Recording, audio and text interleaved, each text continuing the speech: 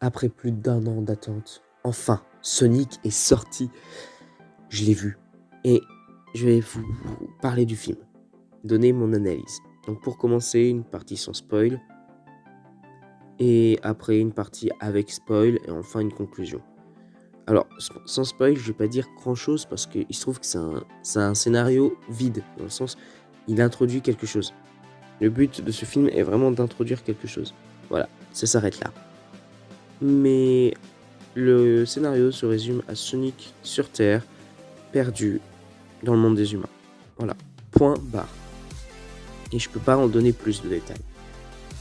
Après, c'est un bon film et je vous le conseille vraiment, allez le voir. Foncez le voir. Maintenant, on va parler des spoils.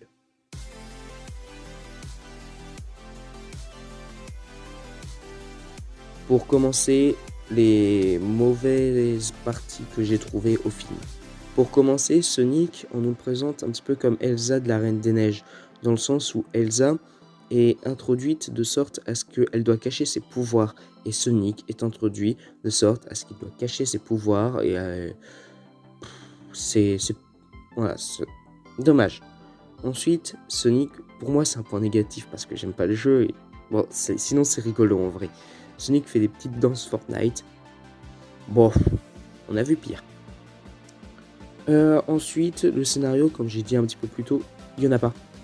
Le scénario est vraiment là pour introduire Sonic dans un film. Le film est une bande-annonce, vraiment. C'est une bande-annonce à Sonic.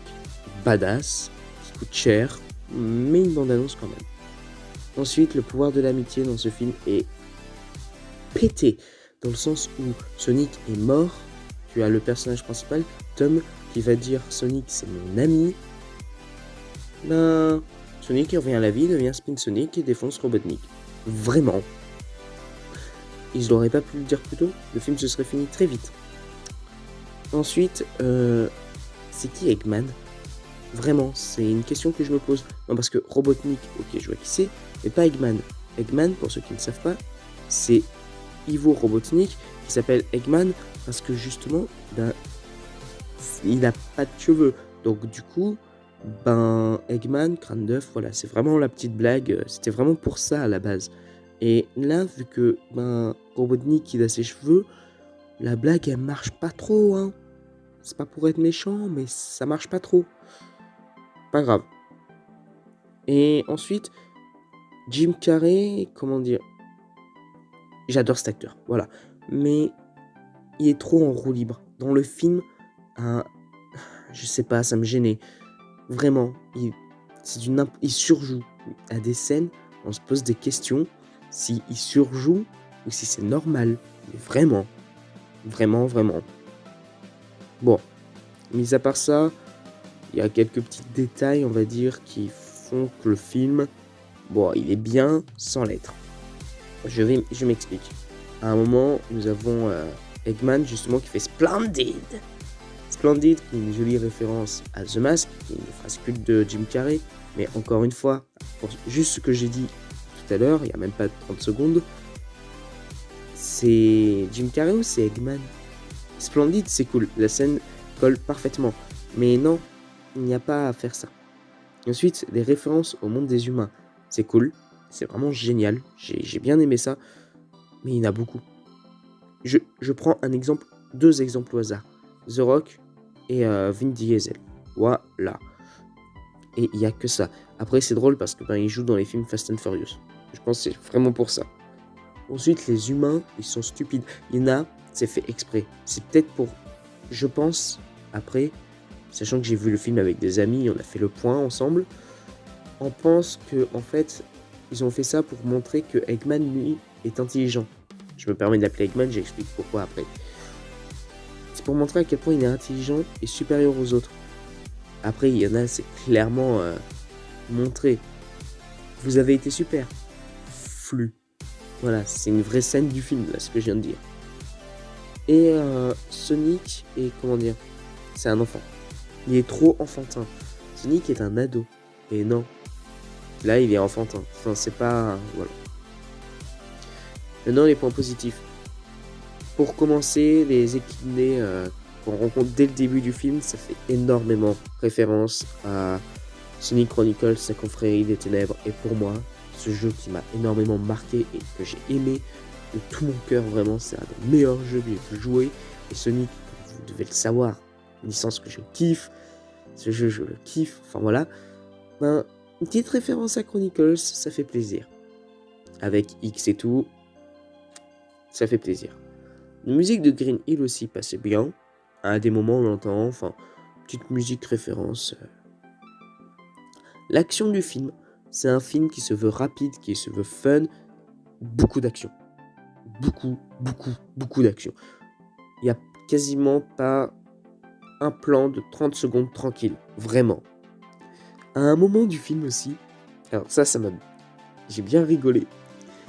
Il y a un gars qui est considéré comme fou, on va dire, qui dit avoir vu un démon bleu, comme ça qu'il l'appelle, et il montre un dessin qu'il a fait. En fait, le dessin, c'est pas Sonic, mais c'est Sonic, la blague même.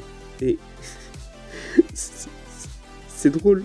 Enfin, c'est drôle de voir le mème de Sonic qui culte sur Internet. Enfin, il a une popularité de malade. Il a de plusieurs jeux. Enfin, c'est comme Mario.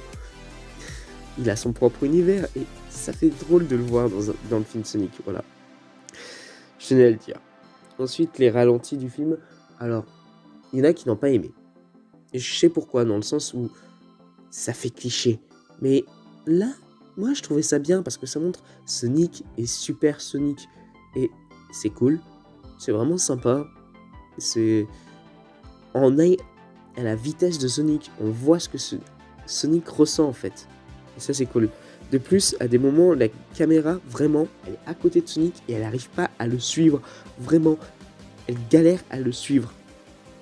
Ensuite, nous avons des rings en Deus Ex Machina qui, pourtant, ne sont pas trop utilisés. Et c'est bien mené, pourquoi ?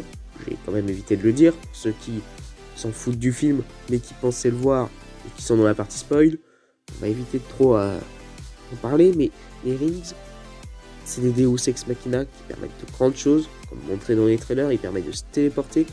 Et là, ben, c'est pas excessif. Il y a une scène où il se lâche vraiment, et ça s'arrête là. Le fait de voir Spin Sonic et pas Super Sonic aussi, c'est cool. Pour montrer qu'il n'y a pas que Super Sonic, pas que Hyper Sonic, pas que Dark Sonic, pas que... lors de mes recherches, je suis tombé sur Echo Sonic aussi. Enfin, il n'y a pas qu'une seule sorte de forme Sonic. Il y en a plusieurs. Et ça, c'est cool. Ensuite, un Robotnik égocentrique, imbu de lui-même, qui n'écoute que lui, qui s'en fout des règles, qui s'en fout des lois. C'est Robotnik.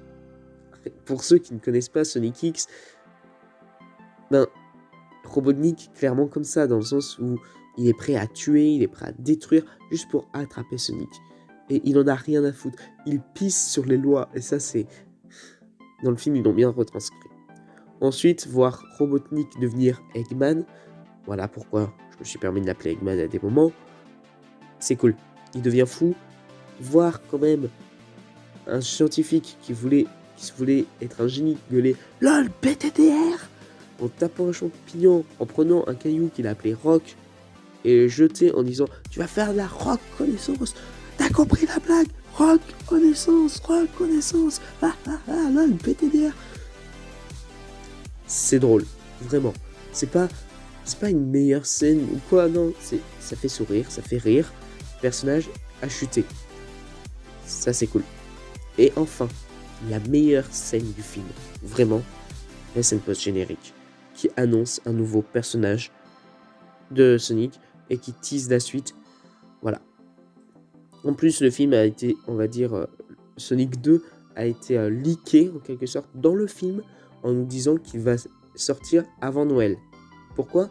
Parce que tout simplement, Eggman dit « Je reviendrai avant Noël ». Voilà.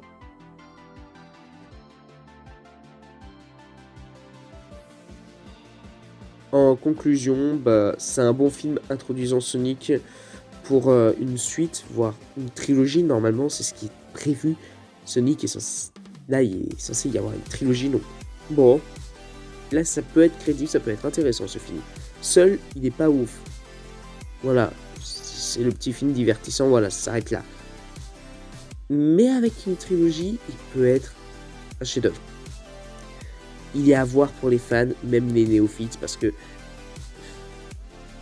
on peut pas se perdre. Vraiment, le film explique. Je lui donne la note de 14 sur 20 pour tout ça. Il mérite pas 15, parce que, tout simplement, il est brouillon. Le film est vraiment brouillon. J'ai plein de faux raccords, le scénario est bancal, enfin, c'est du n'importe quoi. Mais il mérite pas en dessous de 14, parce que, tout simplement, déjà, c'est un film Sonic, je kiffe Sonic, favoritisme, MDR. Il est drôle, Sonic a toujours voulu... Sonic est un personnage, c'est complexe parce que c'est un personnage qui se veut drôle, mature, pas sérieux, enfin, il a plusieurs casquettes à la fois.